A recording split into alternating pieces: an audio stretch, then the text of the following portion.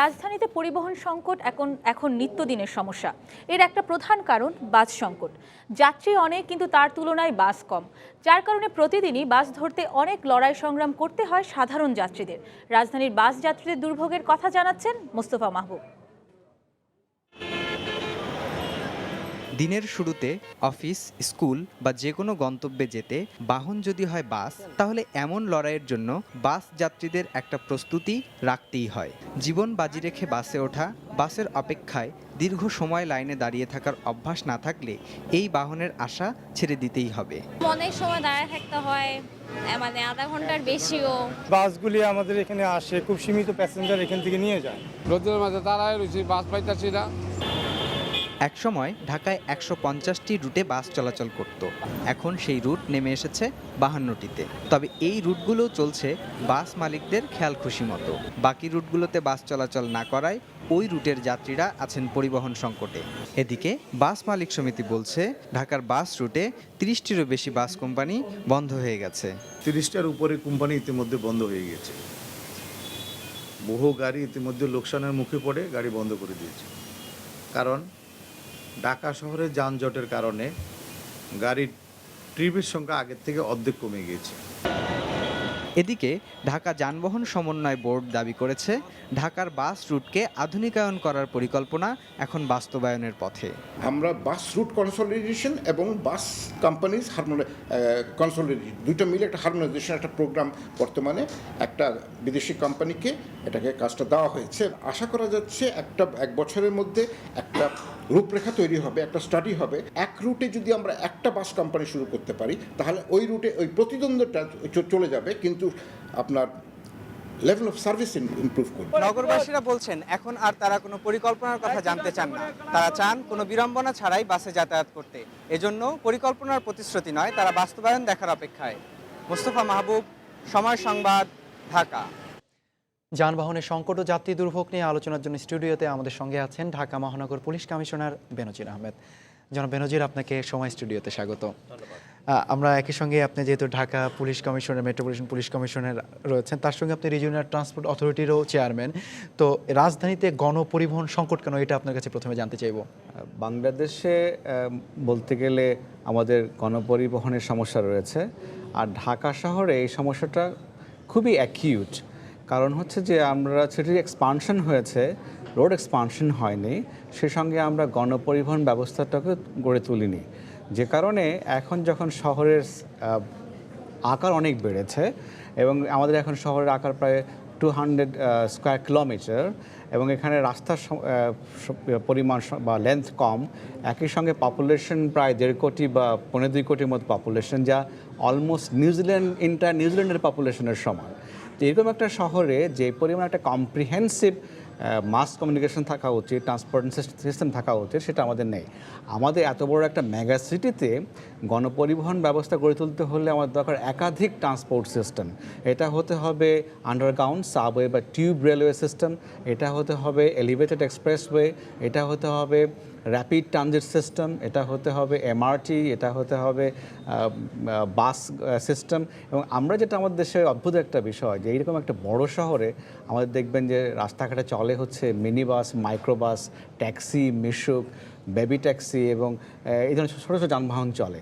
কিন্তু এই ধরনের শহরে চলার কথা হচ্ছে লং হল বাস, যেগুলো দেখবেন বাইরে ইউরোপে বড় শহরে চলে, দুটো বাস একসঙ্গে লাগানো, এবং এই বাসগুলোতে সিট থাকে খুব কম।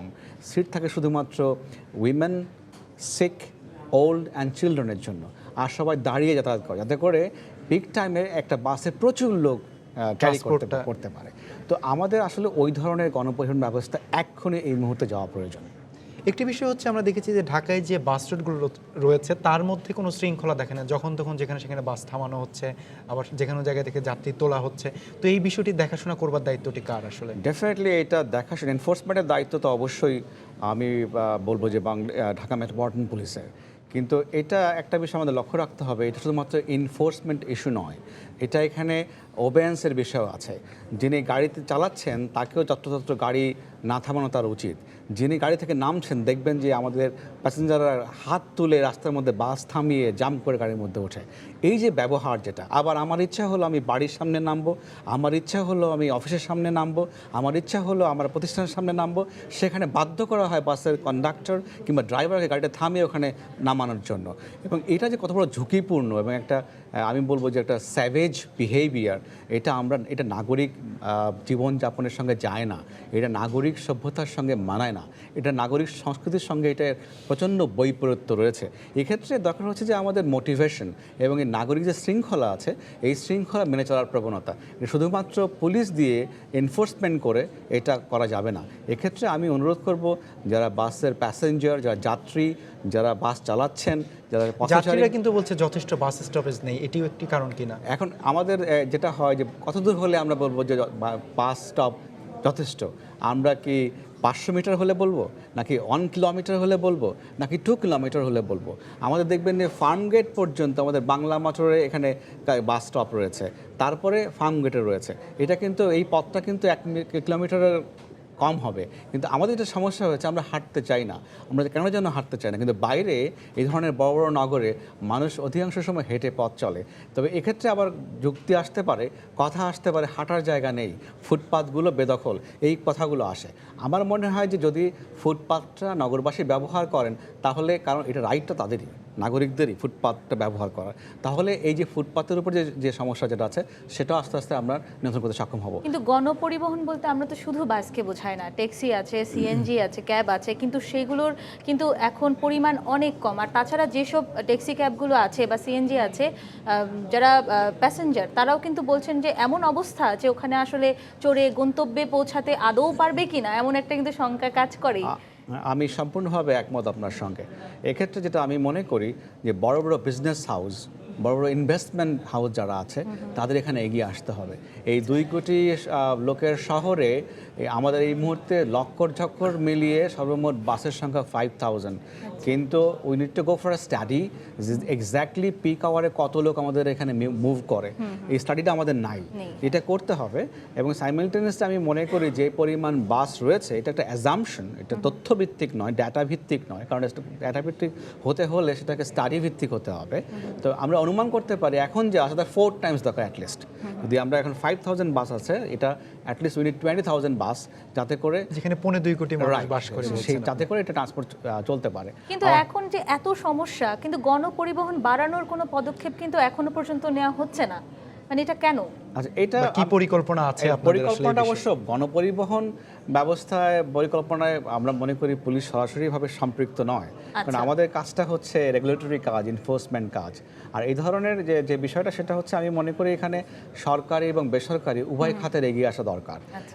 বিদেশে অনেক জায়গায় দেখবেন বড় সিটিতে ট্রান্সপোর্ট অথরিটি আছে, আবার কোথাও কোথাও এটা সিটি কর্পোরেশন নিজেরা ব্যবস্থা করে।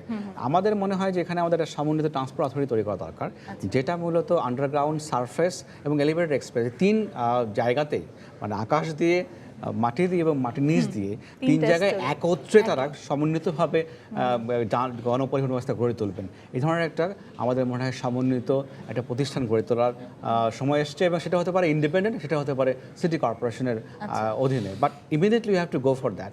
আর আমি এই সুযোগে অনুরোধ করব আমাদের বাংলাদেশে যারা বড় বড় ব্যবসায়ী আছেন, বিজনেস হাউস যারা আছে, তাদেরকে আমাদের এখানে ইনভেস্ট করার জন্য এগিয়ে আসতে বলবো।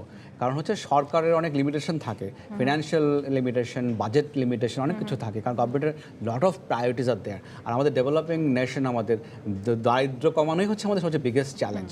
তো এখানে অনেক ধরনের চ্যালেঞ্জ আছে, এই মুহূর্তে পাওয়ারের চ্যালেঞ্জ আছে, অনেক ধরনের চ্যালেঞ্জ গভর্নমেন্টের কাছে আছে।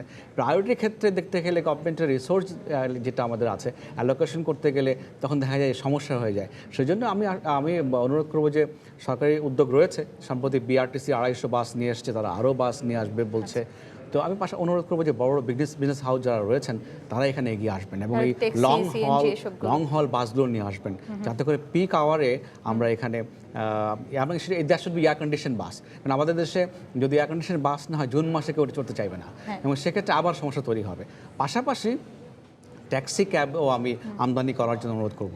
আগে যেগুলো আমদানি করা হয়েছিল এগুলো সব লো কোয়ালিটি পুর কোয়ালিটি ট্যাক্সি ছিল, যেগুলো 2 বছর 3 বছরের মধ্যেই সব স্ক্র্যাপে পরিণত হয়েছে। তো এখানে ভালো কোম্পানি ভালো ট্যাক্সি নিয়ে আসতে হবে। এবং ট্যাক্সিদেরও আমরা দেখেছি যখন ট্যাক্সি এসেছিল তখন ঢাকা শহরে আরেকটা সমস্যা তৈরি করেছিল। তারা করতো কি ট্যাক্সিটাকে নিয়ম হলে ট্যাক্সি ক্যাব সিটিতে রোটেট করবে, ঘুরবে, কিন্তু তারা না ঘুরে তারা চেষ্টা করতো কোথাও দাঁড়িয়ে থাকার জন্য এবং তারা অপেক্ষা করতো প্যাসেঞ্জারের জন্য। কিন্তু যে সমস্ত বড় বড় শহরে বা সভ্য দেশে ট্যাক্সি কোথাও দাঁড়িয়ে থাকে না, ট্যাক্সি ঘোরে প্যাসেঞ্জার তোলে। তো আমাদের ওইটাও আবার ট্যাক্সি যখন আসবে তখন তাদেরকে এই বিষয়ে মোটিভেশন দেওয়ার প্রয়োজন হবে বলে আমার মনে হয়। আমরা আশা করি তাহলে সবকিছু নিয়ম শৃঙ্খলার মধ্যে থেকে খুব ভালো একটা সার্ভিস পরবর্তীতে আমরা পাবো, এবং হচ্ছে যেসব সমস্যাগুলো গণপরিবহন নিয়ে আছে সংকটগুলো খুব তাড়াতাড়ি সমাধান হয়ে যাবে। এবং জনাব বেনজির আহমেদ, আপনাকে স্টুডিওতে আসার জন্য অনেক ধন্যবাদ। আমার প্রত্যাশা তাই থাকবে। আমি নগরের পুলিশ কমিশনার হিসাবে আমি দেখতে চাই যে নগরবাসীর যানজট সমস্যা এবং পরিবহন সমস্যার সমাধান হয়েছে। আমার থেকে দেখতে পেলে আমার থেকে খুশি মানুষ অন্য কেউ হবে না। ধন্যবাদ আপনাদেরকেও।